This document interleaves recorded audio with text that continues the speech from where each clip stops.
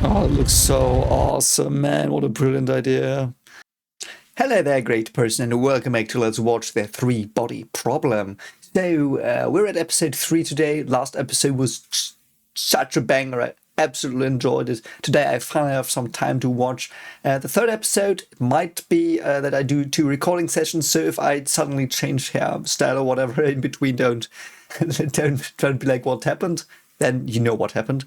Yeah, thanks for the support on the last reactions. I will record the answers to the comments tomorrow, probably. So I will answer your comments in a video in episode 1 and 2, because there have been so many cool ideas and things put forward that I just want to address them all and give it the attention it deserves. So thank you all so much for being here. We'll just start now. Don't forget to like and subscribe. And also don't forget to check out my horror stories, which are dealing also with cosmic horror ideas. So they're pinned in the comments as always. But we will start now, have some fun, and probably talk a lot about sciencey stuff and other stuff. So let's go. Doch ich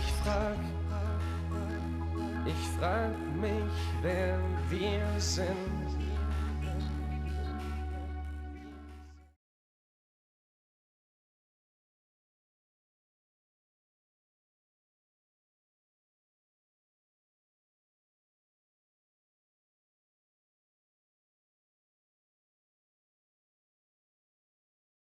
So we do start the episode, and I have not started it yet, but I see that the episode's title is Destroyer of the Worlds here. In German, it's Der Weltenzerstörer, which is, of course, what Oppenheimer said. Now I am become death, destroyer of the worlds, which basically very, very aptly fits to Ye. And I'm sorry, I don't know her full name yet. It very aptly fits. And because she might have destroyed the world, and in world we of course think of humanity, not the planet. But yeah, so we started with a statue of a Buddha, I think. So I'm not that into Buddhism, but some friends of mine are, and like they're Buddhists, and so I might ask them more. It's interesting that the Buddha has a snake. Probably not important. If there is lore about that, please tell me in the comments. I want to know more about stuff like this, but let's just start and see that the subtitles are turned on. They're not. Now they are. Let's go. Ooh, Sean. I've been there before. It's a very, very nice place. It's actually smaller than you would say. And they've got good currywurst. Schmidt seemed to take it quite hard. Who's Dr. Schmidt? Oh. I'm so sorry for laughing. I don't know. The transition was it was macabre, but I don't know. I love that stuff. So be prepared for that. No sign of struggle or forced entry. Yeah, they are all doing the deed themselves, I think. Oppenheimer's mistress died the same way. Really, she did. Something she was murdered. Like, if there are no pills, I'm pretty sure she's murdered, because as far as I know, you can't drown yourself, actually. Like, you will...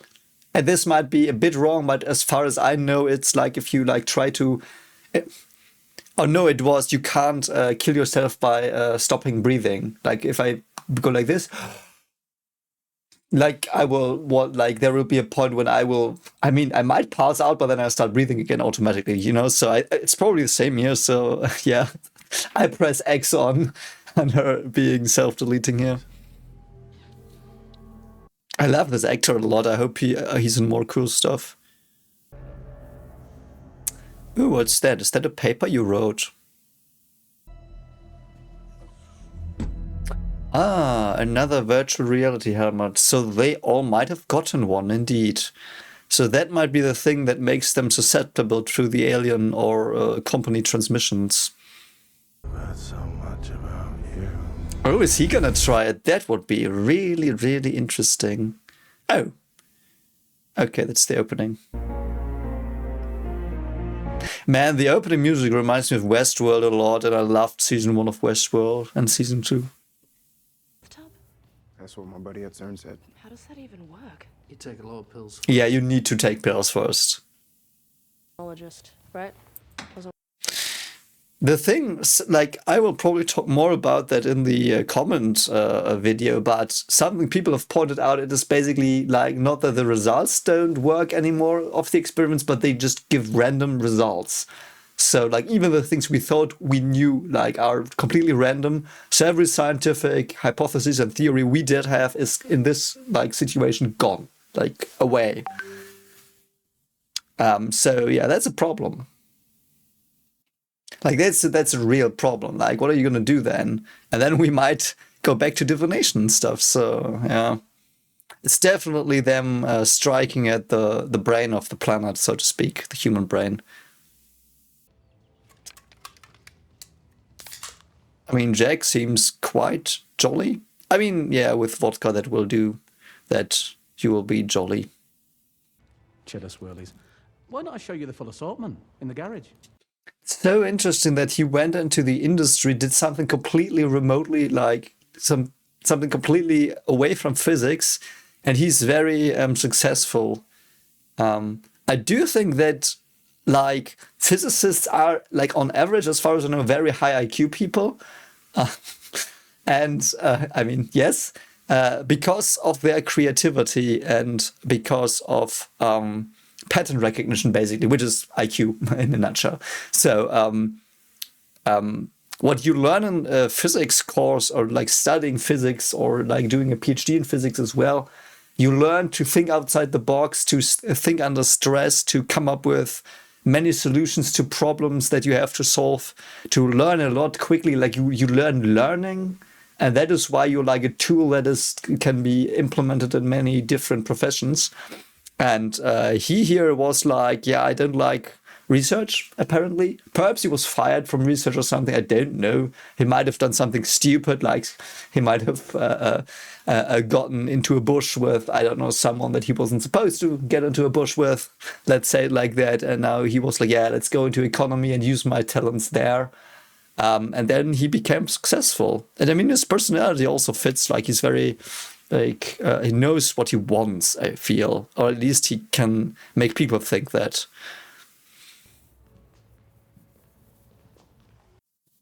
Yes, he is on the cover of that magazine in the background there.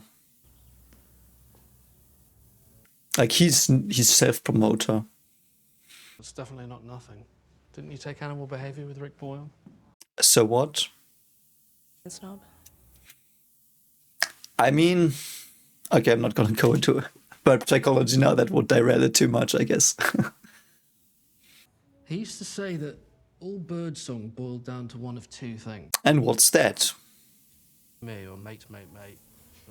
I like that. That is very cool. But there's definitely mating involved. That is so interesting. That is so interesting. I mean, bird calls, and so we will get into it as... I didn't want to go into bird psychology, let's go there. So, as far as I know, and I've only read like 1 or 2 books on that, like psychology, like or like these neurological mechanisms of animals.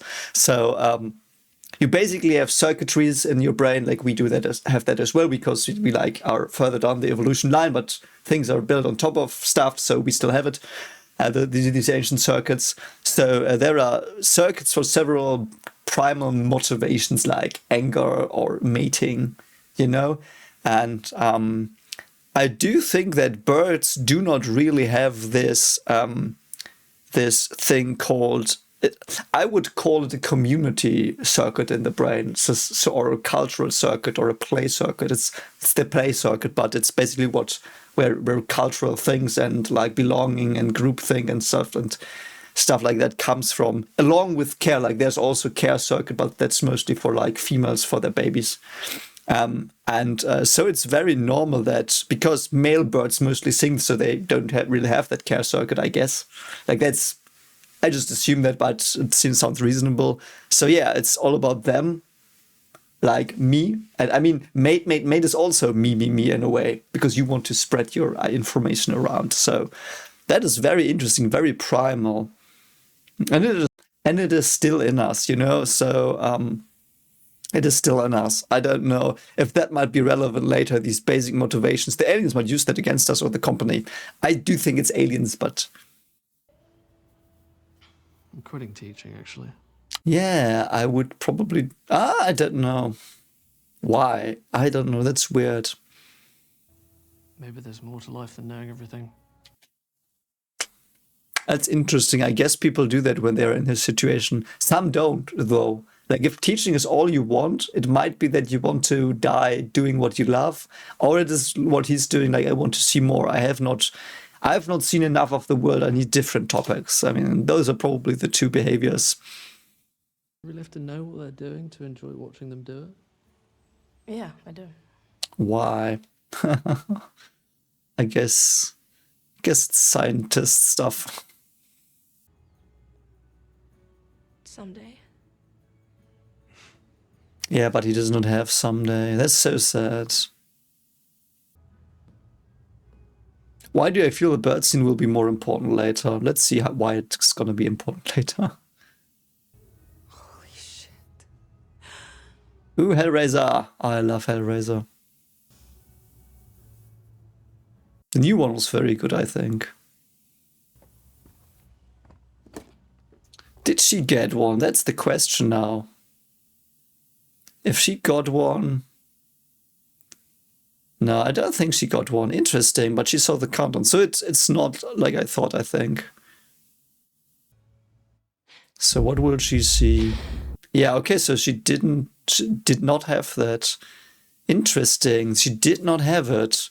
So the countdown is not completely linked to the scientist, but they are linked. You were not invited. Oh, yeah. You did like... Why was she not invited? Do not smell Henry VIII. That's nothing compared to the rehydrated people in level 1. I just never... What? So Henry VIII is his, like, Zhao. I think the Chinese emperor was called Zhao. I never thought I could get bored of New G. I just read that he does say that, of course. Jake, of course. But yeah, so has she been on level 2 yet?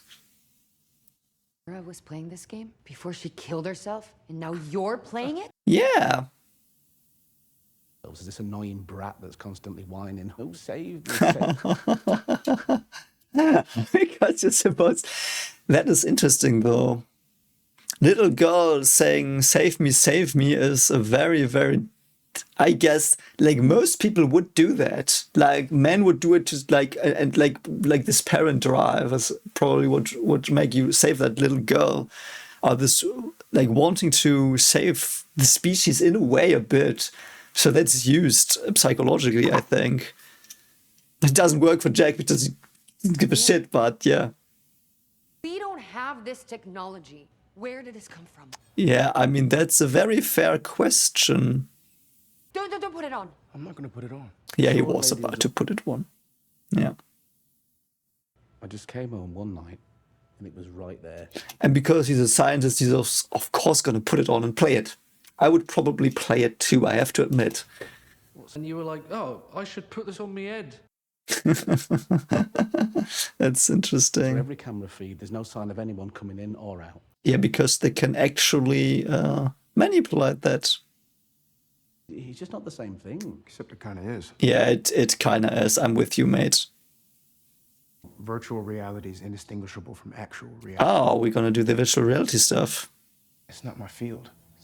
It's not my field. Maybe think- That is actually a very good answer. People should say that more often. Currently, everyone seems to be an expert for everything. Like, you know, I try to be pretty frank that, like, I'm physics and psychology. Everything else is like more like what I read or anything. Like, I'm not the knowledgeable guy there. It's just what I think, you know. But like, people nowadays, I often see it in like debates. Like, there are people online that go into debates and they debate every topic and they pretend they're an expert in every topic. And like, it's very annoying to watch. It's very annoying to watch. Holy shit. If it's a direct neural interface, it's controlling all sensory inputs and outputs. Yeah, that's probably what it is, though. Yeah. Is it possible that this thing was manipulating her or something? Yeah, that's what I thought as well. But Augie doesn't have it. Going to kill myself. I'm definitely not killing myself. My life's amazing. Did you not hear what he said? If it hacks into your brain, you won't even notice. You're a different person without knowing. Like, at least from a materialist view, like you like your brain is what you are in that view. So they can just probably like they can reconnect neurons basically. Like I simplify it probably, like I don't even know, but it's like, why would you say this can't be anything? Please. Why? That wasn't an argument. Why would you be like, oh, please don't play? I mean, Saul had a good argument. He was like, man, it's gonna hack it to your brain, probably don't play. Like, why won't Augie be like, yeah, it will hack it to your brain, don't play, please? Like, she's not making an argument. She's like, oh, please, please. Like, I get it, but these are all scientists. Like, they're gonna stop if you don't give them good arguments. I think. Yeah, you're not gonna stop. The sword It's so awesome, yeah. But can't you, like, calculate? You need an ellipsis, so. Christ, how much have you been playing? She's getting.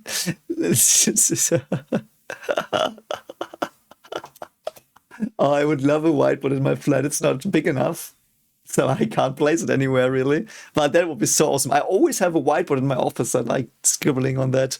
So yeah, so she's trying to predict the, like, it's an ellipsis. So I guess.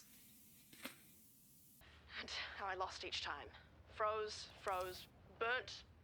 How did you suffocate? That's just it.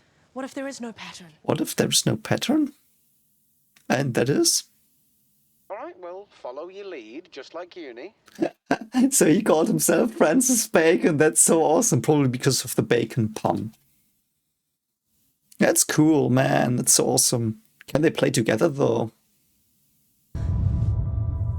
Level 2. Oh, she went into his world? Okay. So they can do that. Interesting. How did you figure that out? How does that work? Why? Oh, I don't like how it knows that. Yeah, I also don't like how it knows that. Well, if we see a girl farting on a birthday cake, we'll know. It took your genetic information, obviously. Francis, Yeah, see, she hugs the child, he doesn't. you'd better hurry. The Pope is about to make his decision. Oh, it's the Pope now. Great. Well, all the times before. I remember them all. Oh, it's so dark. And the child's still jolly. It's creepy though. You know, if I really think about it, that's fucking creepy that the child is so jolly after, like, being erased a lot of times. All of them? Every time I died. How many were that? Yeah, come on.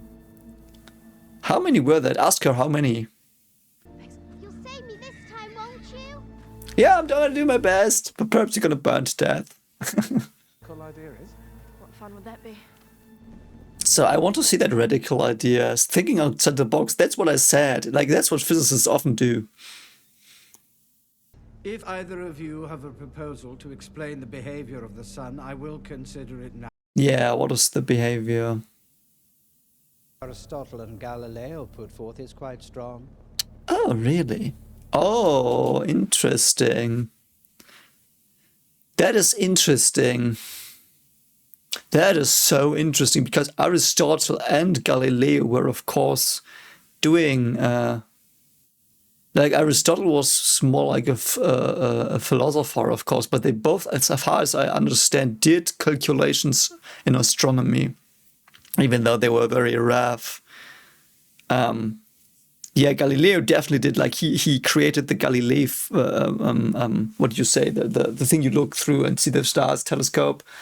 No, it's not called a telescope yet. But anyway, so because so if they have a scientific proposal, they need another thing. Because in the first thing, they were like, the proposal was divination and they needed science. But now it's science, so they need something else, I guess. That's so awesome. I have made dozens of measurements of the sun's apparent size and luminosity. Okay, so? Planet moving relative to the fixed background of the stars. So? part of a three-body star system.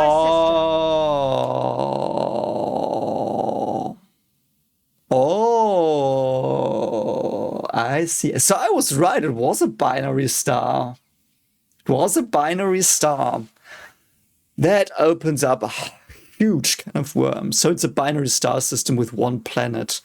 And the planet is being like fricked around with by both gravity wells from the other stars.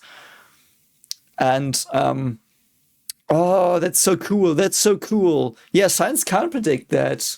Like the problem with this is the three-body problem. Like that's why the show is called that, I guess, somehow.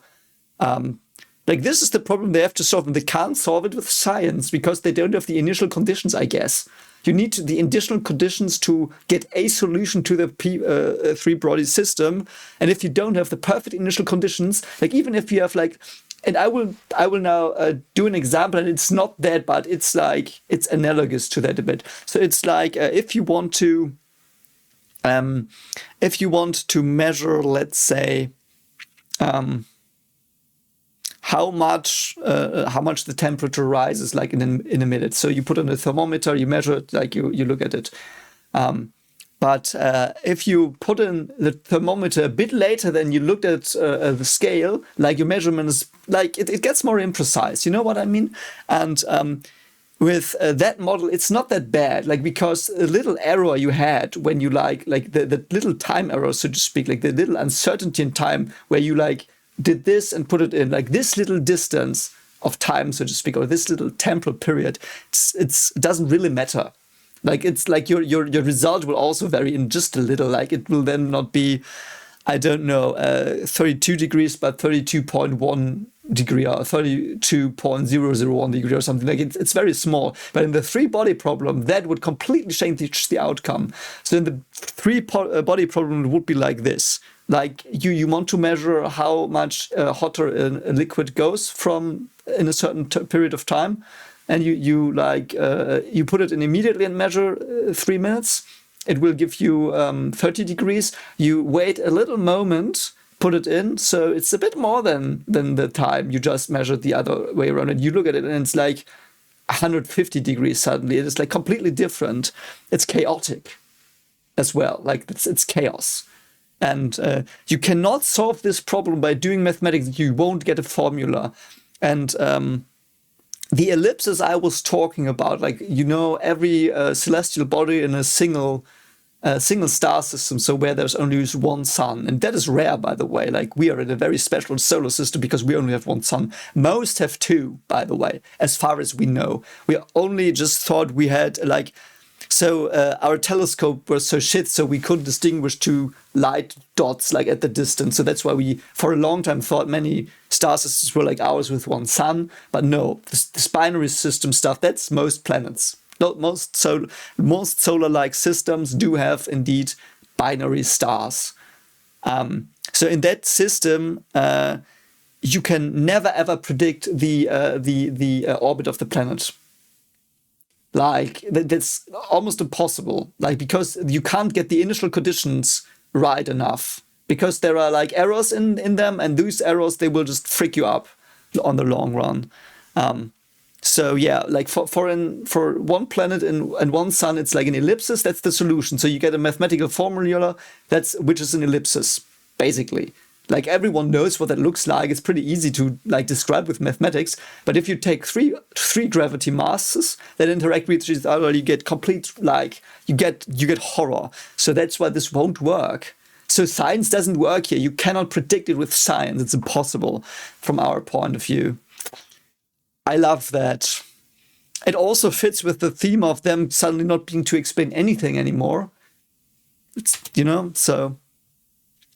However, if one of the other suns snatches our planet away, Yeah. we wander through the gravity. Oh, it's even 3 suns. Oh god, that's even worse. This is bullshit, Your Holiness. You're about to decide on our proposal? Silence! So a 3-star system, I don't know how common that is. I've never heard about that.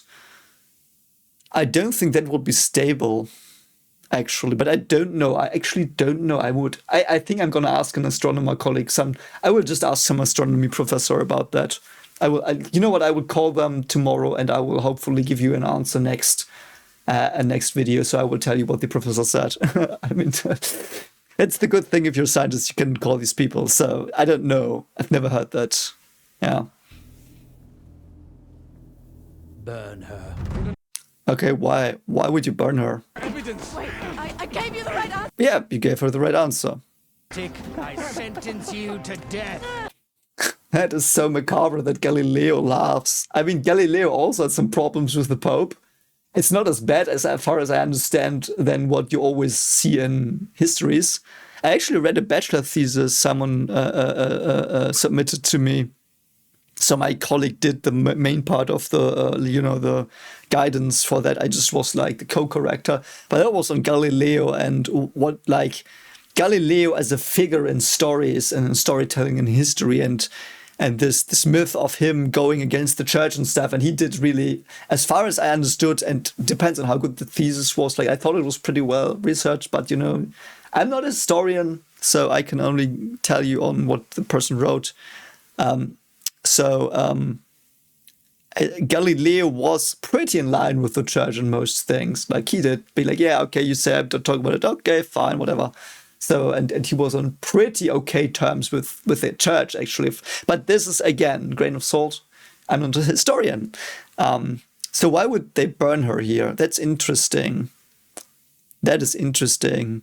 Also, she does not really have evidence. She just has, so... Yeah, she does. She does have evidence, but the evidence just says we can't explain it. And her solution is also, this is something where we can't explain it. It's interesting, though. Very interesting. Second to burn again. She's right. She figured it out. Why is this so tense? Why do we care? Oh, wow. They produced that, whatever you say with the burning stuff, with witch burning, they produced it pretty quickly. Like, why would you care here? Like, just log off. Like, why? Why is that a problem? What's happening here? Oh, is the sun coming in again? No. Yeah. Okay, yeah, brilliant. Yeah, so what are you gonna do? You can't leave the world other than logging off. Oh, the burning horse. What's the meaning of that as well? Oh, man.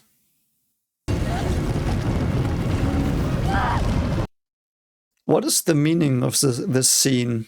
What is the test there? I think the test was go back to save the girl. Because that's like, you have to save your children to make sure your species, like, stays alive. Like, the most important thing basically is, like, this might be a test of, are you willing to save your children? That also would, I don't know if this is the thing, but it would harken back to what Yi was talking about with environmentalism. And I thought about that. It was a shower thought, but she killed her daughter with that. With sending the message, she killed her daughter. And she doesn't know. She didn't know then. Like, she sent the message, she was like, humanity doesn't deserve it. Enslave us, extinguish us, I don't really care. But we are bad for the planet. And then she got a child. And through her message, she did kill her child. Because that child was killed by the aliens then. Through the Suez Canal action. The self-deletion, sorry. I can't say it. Yeah. That is so interesting. So Ye was prepared to at least implicitly, like, she didn't probably think about it because it wasn't on her priority list, but she did sacrifice her own daughter to her cause. Like, she was like, I don't care if my daughter lives. I want the planet to live. And that is like, for a species, that's destruction. That is your end. If you have that philosophy, your species will die. Because if you don't care for your children, you will, like, how will your species stay around? The only possible answer is like through augmentation and becoming like weird cyborg things or whatever. So this might have been the test as well. Like, okay, we figured out the world is ending. Why not at least try to do some good in the end? But I don't know if the aliens are good or bad. Because, yeah, wait. They want to conquer the world. Because first they want to figure out who we are. And these are tests. Like, You are scientists, but what are you doing? Like, what are you doing faced with morals? Oh, that looks awesome. So it's a 4-body problem, basically. It's not a 3-body problem. But I guess I know what they're going for. See, they're still alive as well. To see it. Oh, I love the 3 suns. That's so cool. So they managed to oh wow, I love when people log through lava. It's so awesome, man. I love it. And who are you? You look a bit creepy, but also very very well looking. Civilization, you have successfully revealed the basic structure of the star system. That's so cool. Yeah, so they were in the middle of the 3 suns and but it doesn't go so fast. Oh, level 3, what is that? What is level 3? Measurements, equations, charts, observations. I love the idea of... It is something I'm doing research on actually a bit, and many of my colleagues do it as well, because it is often, like, it is not completely thought through, I think, but we are on a good way, that gamification is a good way of learning, but we haven't ironed out yet or pinned down how to do it to learn and have fun. Because often it's like, hey, here's a cool scenario, and now you learn. And everyone's like, yeah, of course, I know I'm learning right now. Like if you don't know you're learning anymore, really, like that's when you catch people with games. Like, for example, when you're playing Assassin's Creed and you're so immersed in the world you're in that you don't like the facts, like people telling you on the street something about their everyday lives, you're like, oh, that's so cool what you're doing right now. And it's not anymore in a history book. Yeah, people in this time did X, but you see it, you live it, you interact with them, you can play around with it, which, like, social interactions is a game always. So, like, I do hope we get more progress in that direction, because I'm a pretty big advocate, I think, for learning through games. Like, I think that's very, very important. And there have been times, like 10 years ago, colleagues laughed at me when I said that, and nowadays it's changing a bit. But I don't think we have understood how to do that yet, how to really do a game that's educational. Like, that's a very big problem.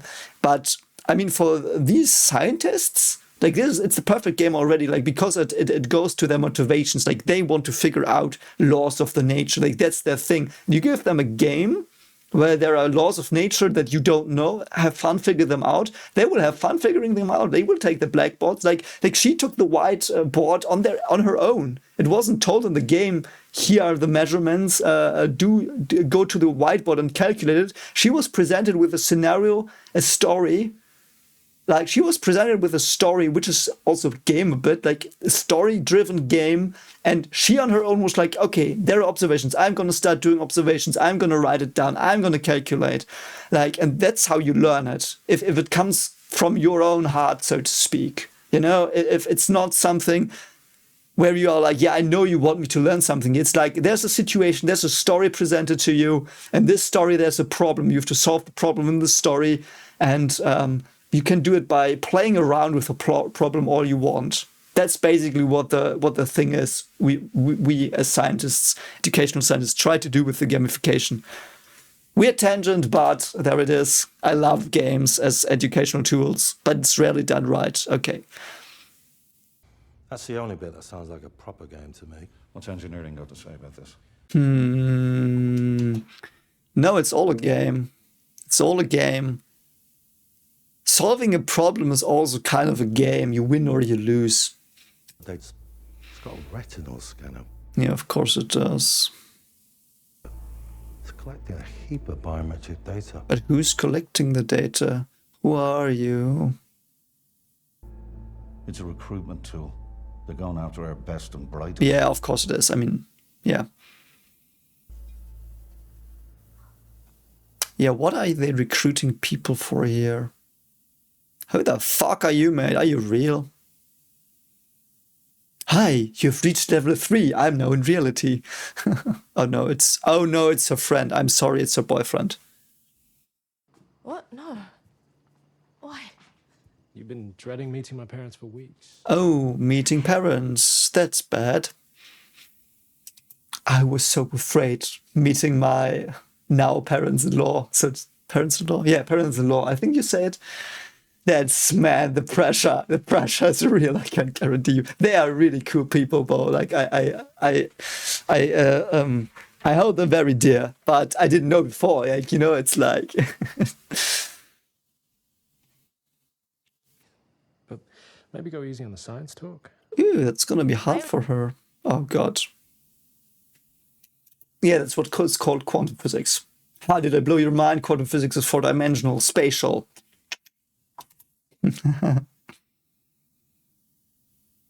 Yes, it is. Also, you see that it has thickness, an extra dimension.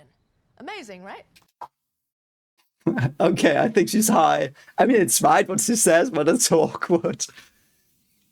You know, I always explain it like this. No, I'm not going to explain it now. I won't derail this. I could talk about it because you have to think like this is one of the cores of quantum physics to understand what that means for dimensional space, because that's what quantum physics is. Most of the weird properties of quantum physics come from that, like wave particle duality and randomness. It's all exactly there. It's that problem going from 4D to 3D in our world. So, yeah. But I can give you a mythical statement from me about it that will sound cool. We are a shadow of the quantum world, which is that's basically an analogy that works, but yeah. More flat circles, and many more layers within layers within. But why do you care? But why do you care? Why did that come up? Though, you know, if I talk about this, people always listen. Like, and even if I did talk about it and I had no clue. But or like, for example, when I went to school and I was like, yeah, I know how to build a laser. I didn't. I mean, I technically did, but like everyone was like, wow, that's so cool. And I talked to them and they were like, wow, that's so cool. I don't think they understood, but they were like, that's cool. You can do that. Like, not I can do it, but like people can do it. It's so cool. I think talking about science, like if it's in this more layman-like way, which she does here brilliantly, like her didactical skills are pretty good here. Like, I love that. And I think people do like that in general. I don't know. Do you like that? A top physicist. Your parents must be very proud. Yes, probably they are. Or are they dead? It's fascinating. Please tell us more. Well, we don't need to make her do that. We didn't need to make her do it. He tries to save her, but the father's very, very polite. No, you don't want to talk about the curry shop all day, do you? I've got stories of the Kargil War. Oh, no. Ooh, stories of the Kargil War. I don't know what it is. It's probably completely horrifying. It is probably completely horrifying, and I shouldn't smile. War stories. I was captain of a platoon up in the Himalayas. Oh, interesting. Yeah. We're about to die of hypoxia. Wow. Okay. There was an enemy camp 100 meters. Wow, it's actually pretty interesting. I had no other choice. I had to. Wow. I played dead. Not just play. Oh my god. Holy shit, that's scary and creepy. What the fuck is the scene? All came out, and that's when I threw my grenade. Oh. I killed them all. That was horrific. What the fuck, man? You tell that for dinner? Like the way you said it, like, killed them all. Like, what the frick, man? Is that gonna come up later? Do we have to play possum to kill the aliens in the end? I don't know. But imagine that. I'm just thinking about it. You like how cold it is. You climb up the fucking wall. You lie there, and it's like there are people and they're coming for you. And they if they think you're alive, they just shoot you in the head. You've got the grenade, and you manage to take them all out, and you scar your soul with that forever. Holy shit, man! What the fuck was that? Oxygen and supplies from their camp. Back to my men. Holy shit. He's interested in that because it's terrible. Yeah, you all survived. That was awesome. I like that scene. Wow, that was awesome. It was scary, but Tiny win tipped the balance of the entire conflict, and it won my father the Paramvir. really interesting. In the UK, they don't care what you did back in India.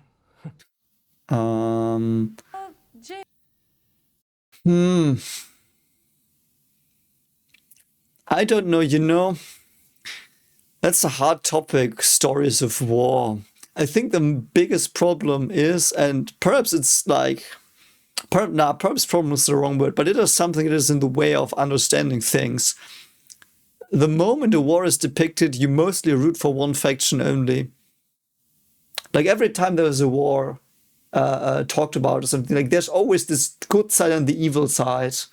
And the good side always has very good reasons, and you can probably even name them. And then the bad side only has the bad reasons, and probably it's more complex. But I like in stories where there is war in a world where we don't know who's good or evil. Because in the end, perhaps that's the way in real life. Because in the end, in war, you do atrocious things, whatever, whoever you are, whatever you think is right. And I guess you are like, yeah, I will pay this price.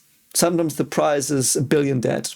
Sometimes the price is a dead cat. Like, I'm just making stuff up here in my head, of course. Like, you know, don't know what the price is, but you don't know what the price is. And that's why I like this in stories. And to come back to this scene, I think people in the UK should care about it, because it is a story of war where they probably, like, they are probably not on the Indian or Pakistani side here in the story he told. Like, those might just be names for them if they're not that versed in history or geography. Like, I mean, okay, probably most people know those nations, you know, but it's like, it's just words for them. So his story here is just a man in a war who fought people. And I think if you condense war stories to that, it's so horrific, and it just tells you about the rawness of the world, which is why I like fictional war stories a lot, but real war stories make me very sad and depressed. And this might be a real one. Like, I know this character doesn't exist, but something like that might have happened. Surviving dinner with the Varmas? Oh, yeah, that's funny. Two gin. Oh, he's probably really... Oh. So what's happening here? Oh, his friend knows as well. Deluded. That. So he had an operation? Brilliant. Yeah, we had a lovely chat while I was under. What? Did he hallucinate? Oh, God. No. No, we spoke. Oh. Inherently evil. Interesting. Oh my God. What the fuck is this show? Oh my God. There's so much to unpack on that. What the fuck? First off, I have heard of stories like, only heard, I like not read any empirical data whatsoever, but I've heard stories of people like dreaming up of avatars of sicknesses and interacting with them, and like at least like suppressing them by that, and making them not go completely haywire. But again, take that with a grain of salt. That sounds very mysticism-like. But then again, we know that the consciousness does have influences on the body. Like, if you think something, it can happen that something in the body changes. We've no clue how, what, or why, and when.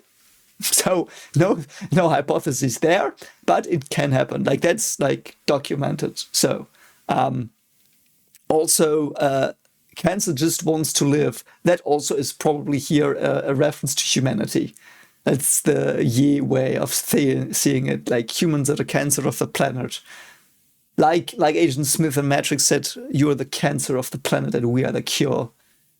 He said virus, but it's basically the same. So yeah. Just wants to live. Yeah. Enough, but obviously I said that's not all right with me. Yeah, of course it's not all right with him. Yeah. I mean, yeah. It gets to stay in its own little corner in my pancreas. And I keep... I mean, if that worked, that would be okay. She knows. On some level, she knows. Yeah, perhaps she knows. I have to save her from him. What? Save Jin from whom? No, I don't think so. Okay, yes. What? I mean, chaos is death and life. Chaos has just changed, basically, by the way. I think I would say chaos is change. But yeah, it's so weird, man.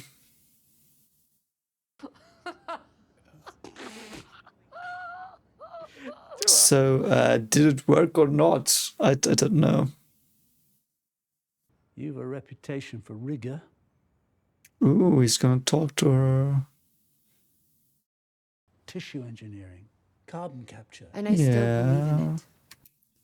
You are treading on dangerous ground, Augie. It can just restart the countdown, I guess. Then you can see why I'm a bit flummoxed that you've closed down the entire bun fight. I still don't understand how that works. Like, he obviously is her, like, the guy giving her money. He can just be like, yeah, I fire you, I keep you the rest of your employees, and they will just do it. They could. They could. Like, what? Temporary. I just need time to recheck the engineering. That's not good. Your countdown will restart. Say for a CSO who seems to be having a mental breakdown.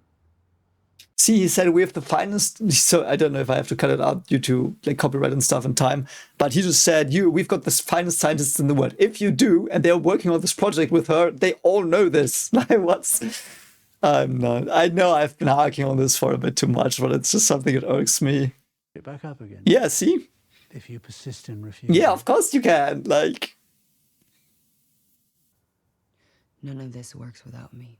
Yes, it does. Think of the hundreds of employees. Think of the billions who would benefit from.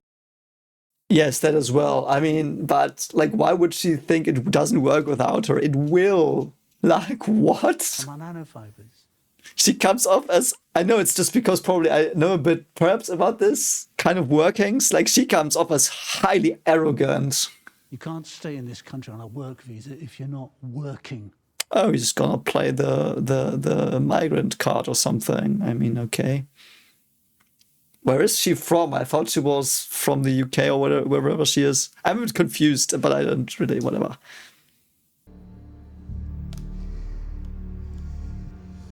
What is she gonna do here? Is she gonna delete everything?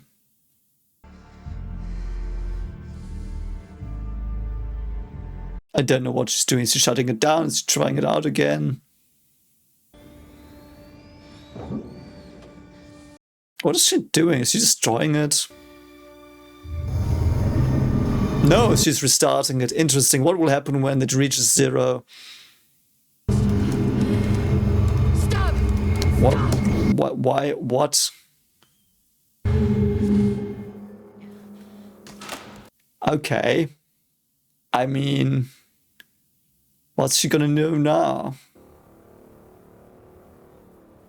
What happens if it reaches 0? Like... You have the fucking phone. Oh, I think it's Jack? No, it's Saul. Back at the numbers were here and I could see them again and I don't know what. Why did you do that? You said... So she's probably just confused because obviously they came back because you started research again. No way. Scientists were killing themselves. Why? Why does she know that now? Because if it is just fear for the countdown, wouldn't there be any scientists, and I don't know, I would probably not be one of them, don't get me wrong, but wouldn't there be any scientists who was like, yeah, that's worth it. Worth the countdown reaching 0 for me to keep this work up. You know, I don't know. Are you with someone? Yes. I'm on my way to you right now. I'll be right there. Yes, so what? What's her deal? I don't get her deal. She seems immature, but I don't get these situations very well most of the time. Like, first she was against him being so childish, now she's jealous that that he does have another person in his life, potentially.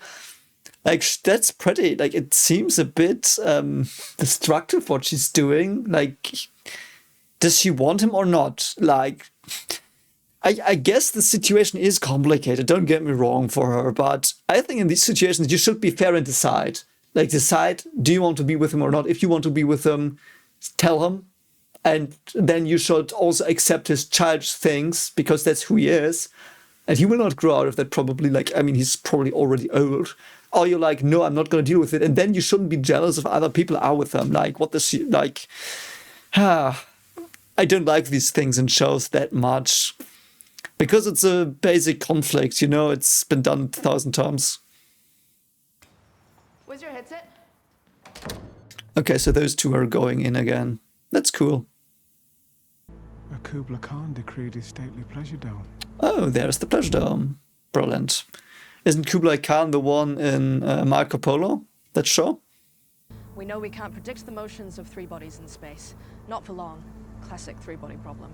I mean, it's even worse. You've got a fourth body if the planet's the fourth body. Like, it's even worse than a three-body problem. And there's famously no general solution for it. Yeah, there's no general solution. Unless, of course, you managed to whip one up on the tube ride up. No, you can't. It's like, yeah. That's so funny. Oh, I'm now a soldier. Well, we're gonna save you this time. That's what you always say, yeah. Come on, the game's this way. Wait. You're running out of chances, Copernicus. You're running out of chances. Also, why is the child so important? There has to be a clue with the child. The child's in the game for a reason, I don't know.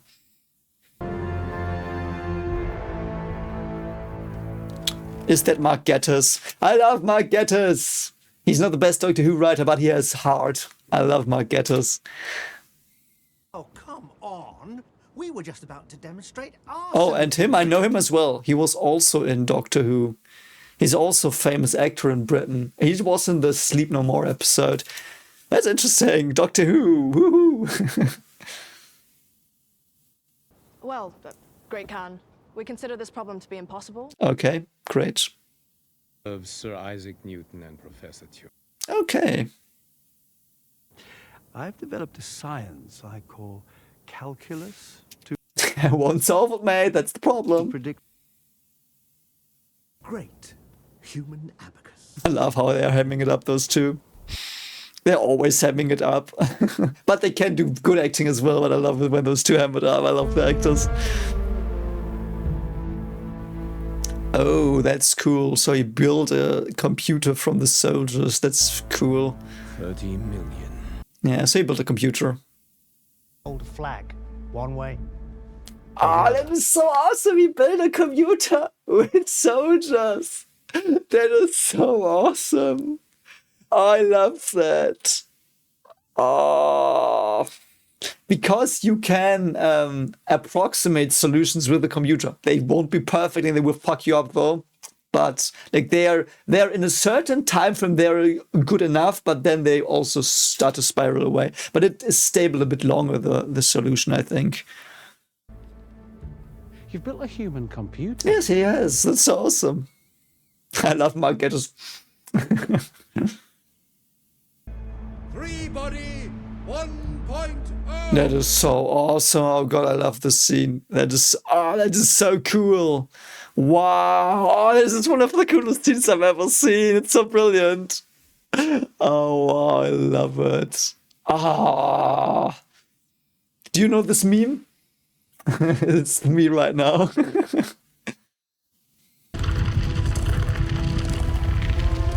Oh, it looks so awesome, man. What a brilliant idea. What an absolutely amazing idea.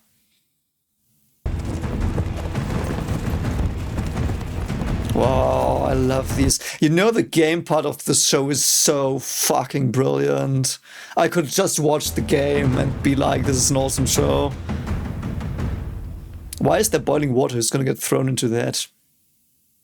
Followed by a stable era of 10,000 years. Not gonna work, mate. Soldiers!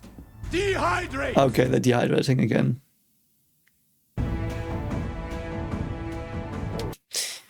So I still think the aliens try to make humans into their computer. Like they make these human scientists find the solution. So they turn down the scientists from progress. So they all work on this problem, perhaps. Perhaps I still guessing that, but I don't know.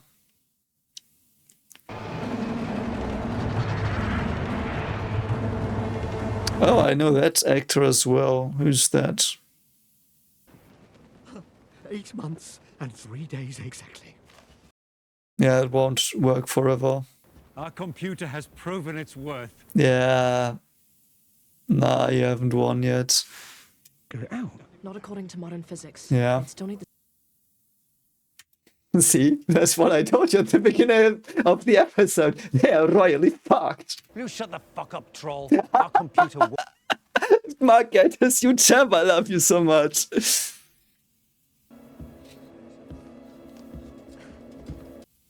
So now it's just gonna get thrown into boiling water. Yeah, of course. Yeah, log off. These calculations won't work! Shit! Oh, that must be painful. Will we see them dissolve? Oh, that must be so terribly, terribly painful. What is she doing? Oh, accelerating time. Oh, that's so awesome. By the way, these two avatars of Turing and what's the other one? You know, the Mark Gatiss. I'm so sorry. I do think Newton. I think it was Newton. I think no, I forgot what I wanted to say. Anyway, whatever. Yeah, are they real? Like, were they taken from the past? Probably not. But modeled probably after the people of the past. Oh yeah, there they are again. 3 suns, ice will come. It is no hotter than it was before. What's gonna happen now? Are they gonna fly up? Yeah. Too much gravity. Holy shit, this is awesome. The planet's under the gravitational force of all 3 suns! That's so awesome! Man, it's so cool! It's just like someone plays around with some physics simulator. I love this so much. Oh, this is so fucking awesome. Bye, horsey. Yeah, yeah. I will explain in a moment why that is, why this effect exists, but holy shit, it's awesome. Bye. Ah, Kublai Khan just ends them. Too bad. Oh, wow, my Gatiss was split in half. Yeah, she's gonna save her this time. Try. That's interesting. Why is she never, like, at least this time she tried. What is the meaning of the girl? It's not about solving the 3-body What is it about? Yeah. project of the game. To help them survive. Yes. Oh, so that's, yeah, that's why you have to save the girl. The girl means survival of the species. What? Because what of all the stuff I said before. So I will not reiterate. Like, you know.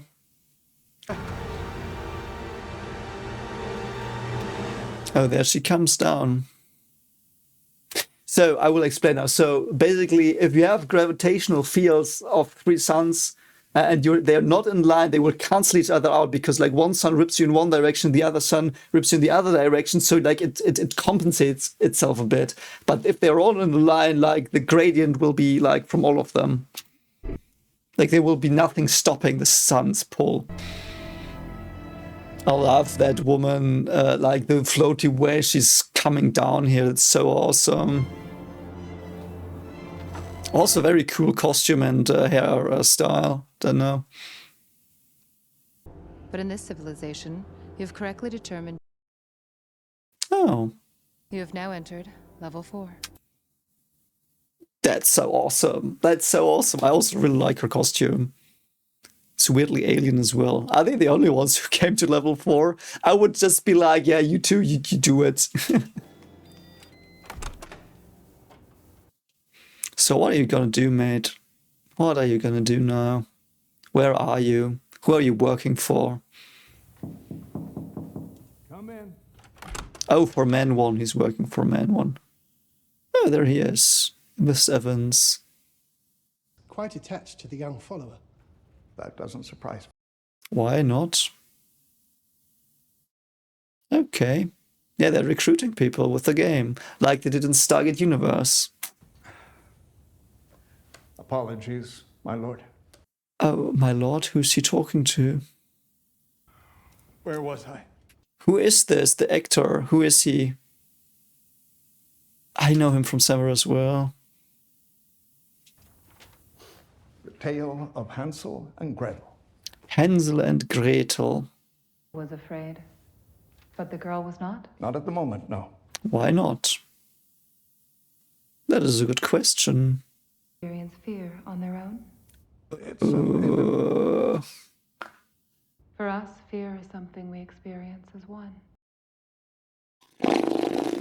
You're overloading me this episode. Okay, so we are having a hive mind. Hello, hive mind. It's good to see you, female hive mind. Of course, it's a female hive mind because we always have the queen. I hope they won't go down the route of we have to destroy the queen and everyone will be like saved. I hate that trope. It's boring. Yeah, so these two interact with each other. So she's an alien hive mind. Then it doesn't, if it's the same alien world as the one Ye was contacting, it does not make sense that she got the message, I'm a pacifist, because then that would have been hive mind as well. But yeah, fear is something individually explored, of course. I love that he reads her fairy tales, because fairy tales are one of the first tales we have, and fairy tales tell about the human condition a lot. Like a fuck ton. I love fairy tales. I don't know if you've seen the anime Frieren. I did reactions to it. It was one of the most brilliant things I've ever seen.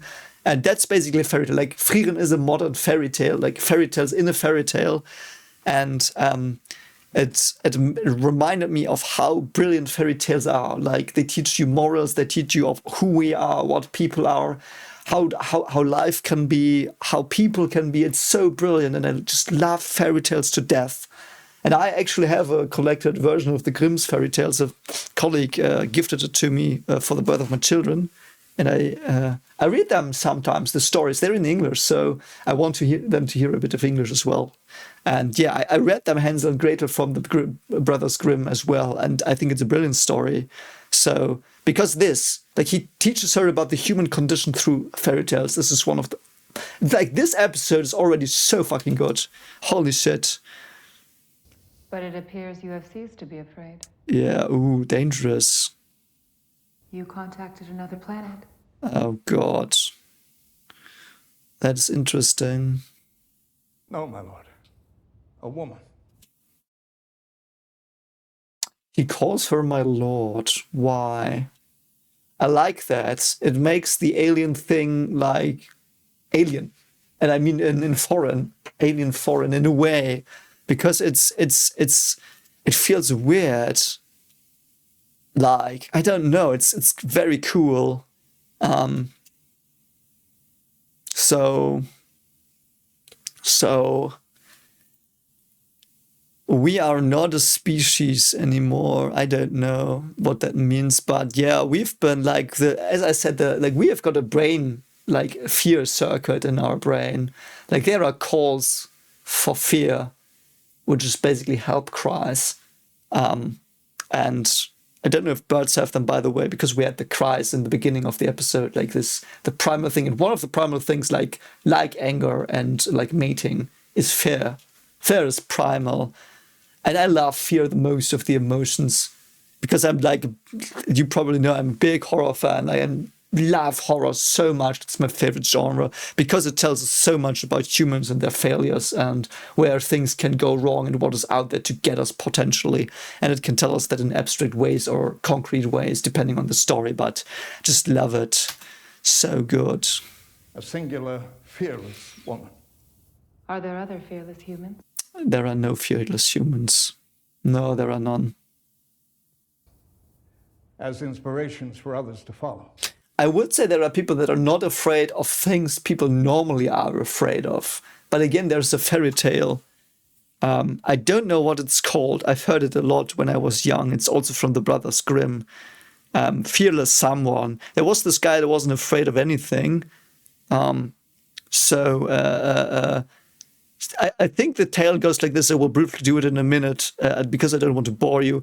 It's a tale of fear, fearless. Like, let's call him Fearless Hans, because that's a German name. I don't know if it was the name. Fearless Hans. So Fearless Hans was known in his kingdom for being fearless. So the king was like, hey, you're a fearless guy, kill the dragon for me, everyone's afraid of it, and he goes, kills the dragon, goes back, and yeah, you're pretty cool. I want to marry my daughter, but first you have to kill the Hydra. And so Hans goes out, kills the Hydra, comes back. He wasn't afraid.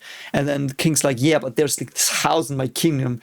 And no one, like everyone who stays there for more than 3 nights, he will die of fright. So Hans goes there and the ghosts come and they're like, hey, Hans, are you afraid? Are you afraid? And Hans is like, oh God, don't bore me, don't bore me.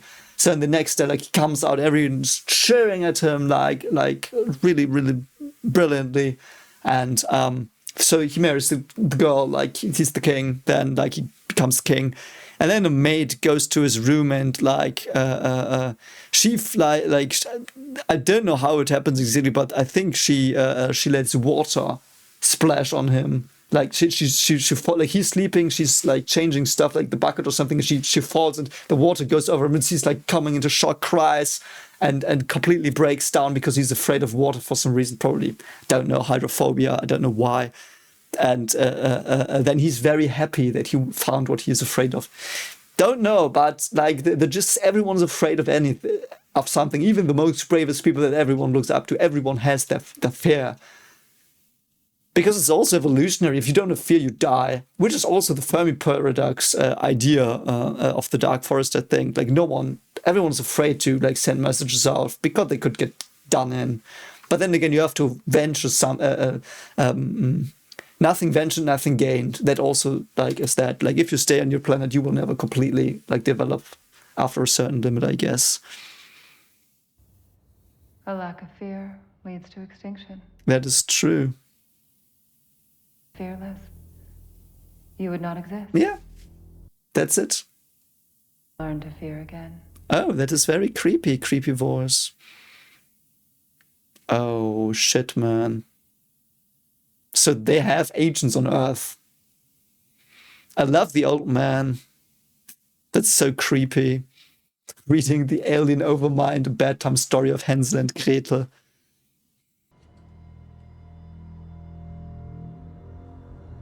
Okay, great.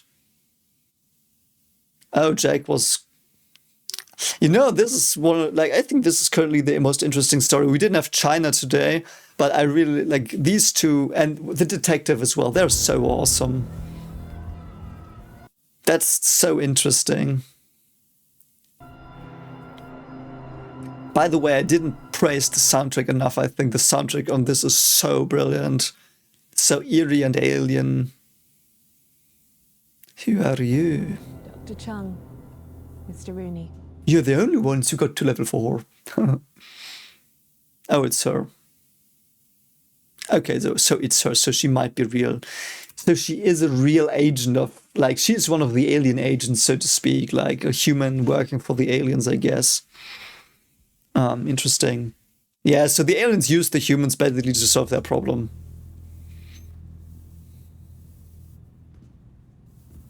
But it's interesting that they still threaten the humans. So they're not like, you help us, we help you. No, they're not like that. They're like, you help us, and then we come. And then you're really, really, like, enslaved or whatever. Dr. Chung, you figured out that the homeworld is part of a 3-body system. Yes, that is true. But it's people. You felt their plight. Yeah, she went away from science in a bit. She went from the it to the odd.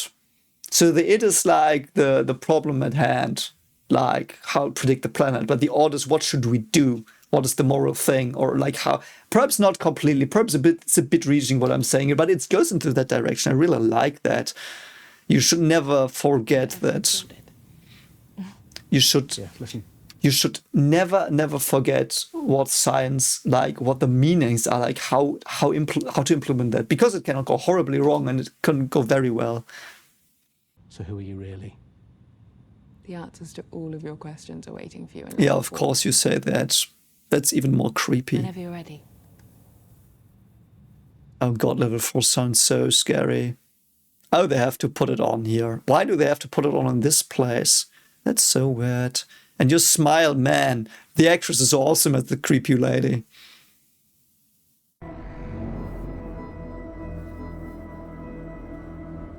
I want to see it. Ah, there it is. Let's go, let's go, let's go. What's level 4?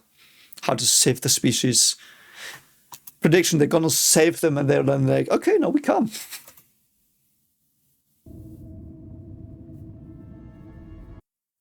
Yeah, there they are. Mr. Rooney, you made it. And now she's wearing normal clothes as well. There is no solution to the three-body problem. Yeah, there isn't. That's true.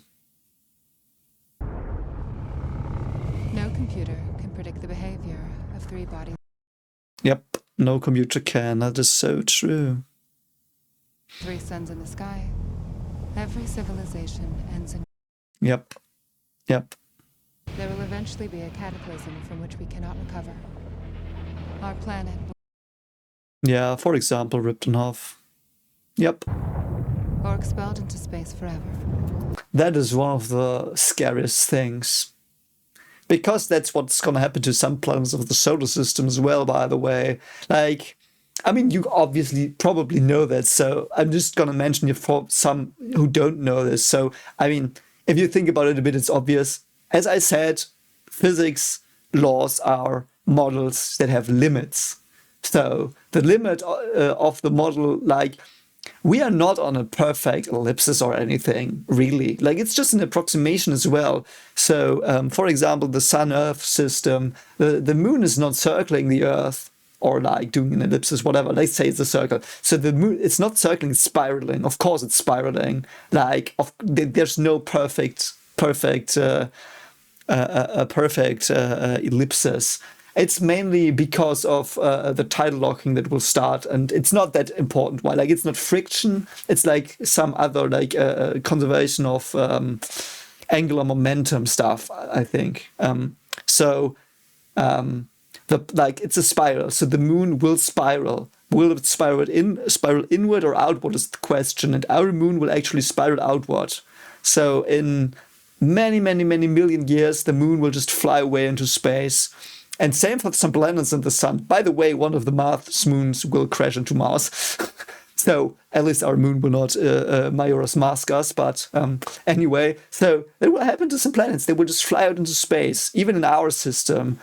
Because that's this thing as well. We also do not know the initial conditions in our system, because we're also in a many-body. Like we are having 8 planets, many rocks. Like our solar system is also a many-body system. So the same that applies to the 3-body system here applies to our solar system. But because the masses are so vastly different, and the sun has most of the mass, it's you can approximate it to be a 2-body system for a planet and the sun. And that's why that works for a long time. But eventually it also will fail, like the 3-body system they showed here. Like, that's this thing. It's just a model. And it's like a 2-body system is an approximation. We're not in a 2-body system in the solar system. We just calculate it like that. And from assuming it is 2-body, we get the ellipsis. And that's not true, of course. Like, it's an approximation. And again, because it's a many-body system, even if we knew the initial conditions, which we can't know, because we, for example, don't know every rock that's in the solar system, like we don't even know half the asteroids in the asteroid belt, like perhaps like almost none of them. So like we can't. So yeah, by the way, fun fact. I know you probably knew this, but just to sum it up a bit and to connect some stuff here, perhaps. I hope I did. I'm not sure. Perhaps I did useless stuff here. And when you know your planet is doomed? Yeah, what is the solution when you know your planet is doomed? Yeah, go to another one. Jesus Christ. Hello, Earth. Our only chance of survival. But how are you going to do that if you can't develop Your world. We knew our destination. How do you create spaceflight if your civilization gets wiped out again and again? That's an interesting question. How long would it take? So, what do you need for this? You need faster than light travel. How long does it take to develop that? I would say it will take us 300 years. So we will, like, let's say our civilization went from Stone Age to this in what? 10,000 years?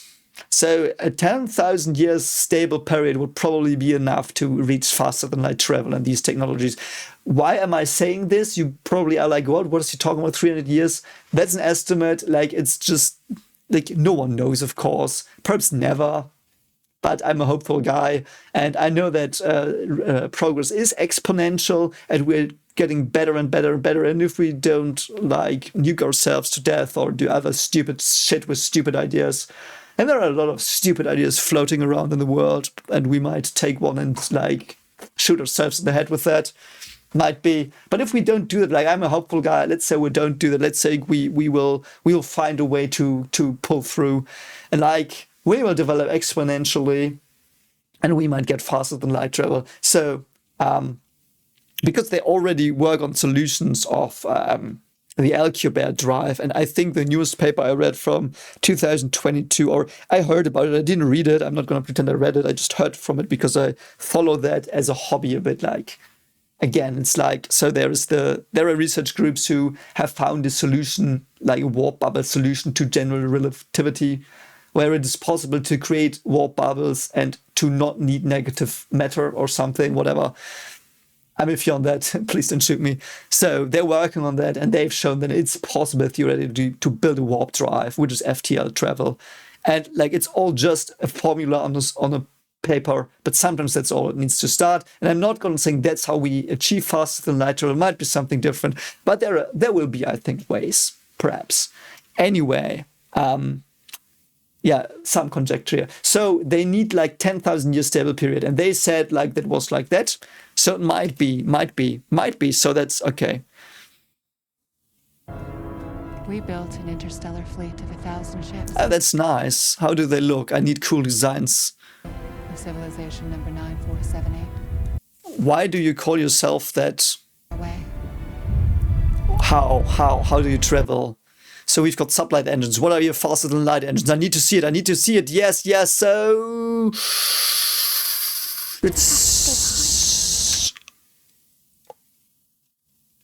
I was so in awe of the faster than light travel, which doesn't seem to exist here. So they seem to have generation ships. Yeah, they can like just dehydrate themselves and like fly in tanks. Wow, they left behind the species. Holy shit, man. This is very, very classical sci-fi concept, but I love it and I fear it because it's so terrifying to me.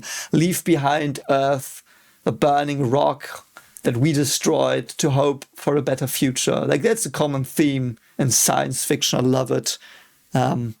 Let's see where it goes for us, but I like it. And you have to leave people behind and the children behind.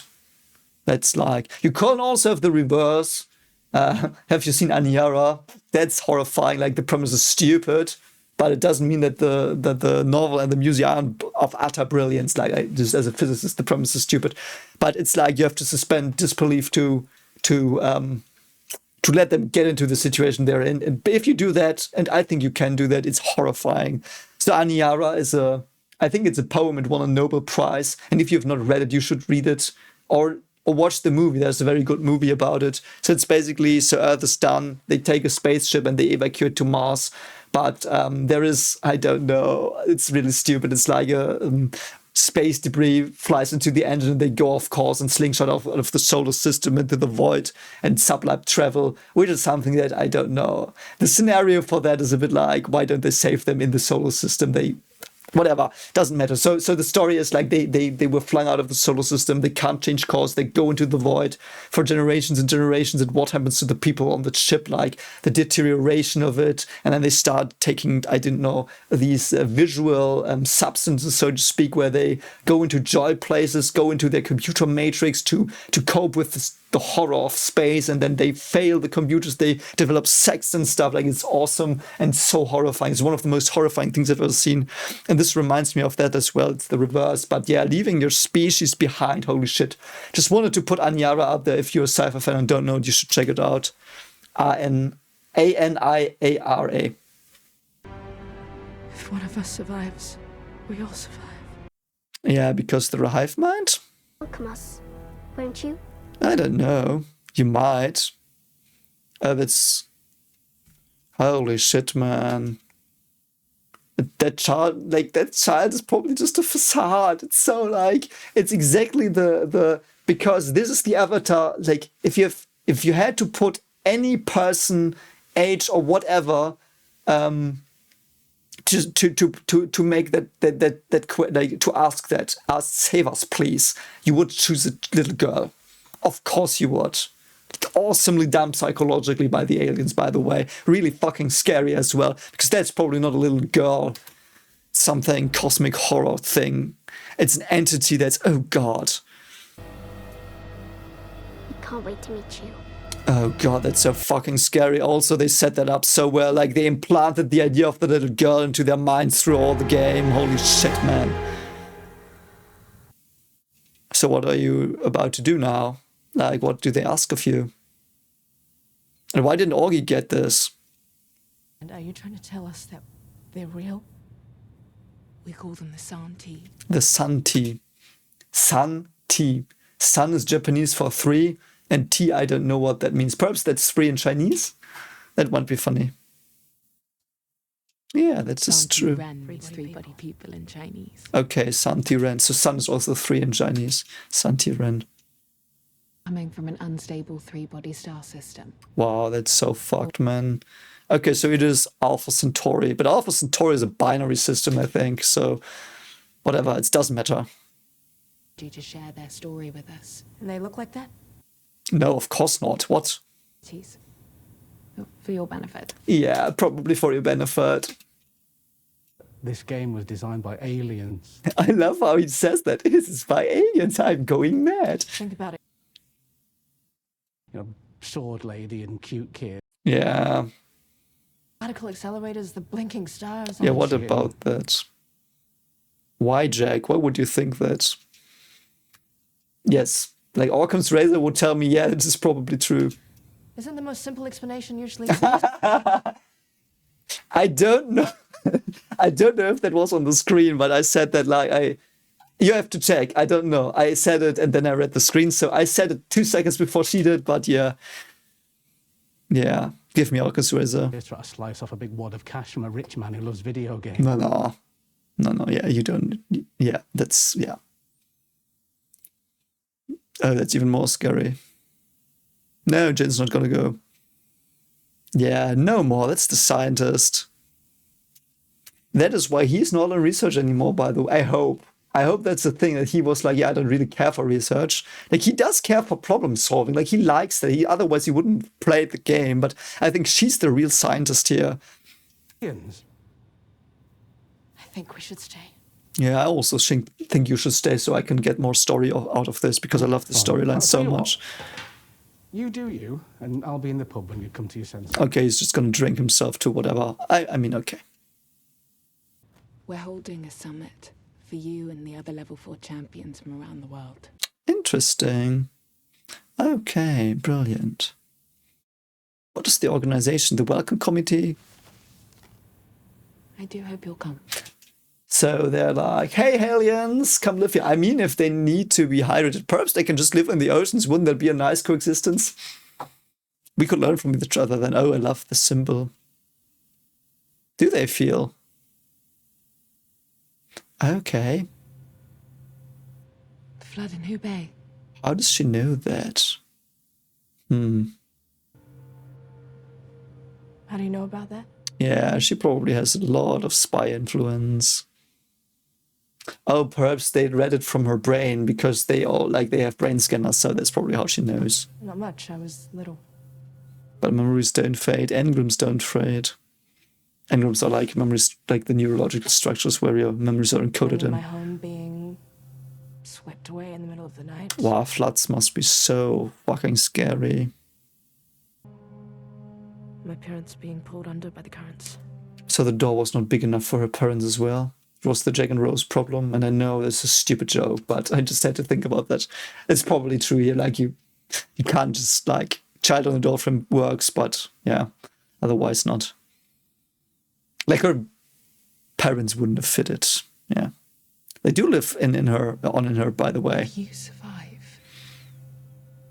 They've survived. Yes, that is true. That is true, and it's scary. By the way, that's what Frieren is also about, the anime I talked about. You should check it out. It's a good one. But I do think so as well. We live on, like, our practices of our ideas live on in our children and the next generations. Also, why children are so important for the survival of a species, because they learn from the parents. Everyone's lost. What is her deal, though? Why is she doing all of this? Okay, that was a bit creepy. Let us be comrades as well, man. That's scary.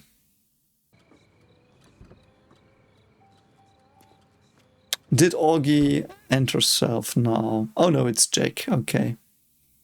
Oh, it's probably a Clarence or whatever his name is.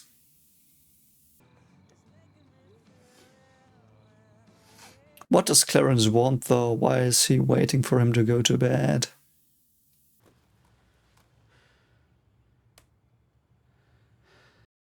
Oh, they took away his internet, perhaps? To isolate him. I've got the same problem with another company. I will not say the name. Yeah, they are cutting him off right here. This is dangerous, mate. Are you gonna make it through the episode? I'm pretty anxious right now for him. He might die here. Uh-oh, I don't want him to die. He's a cool character. Like, he's an asshole, but I like him. Like, as a character. Not as a person. I would stay away from him if he were real.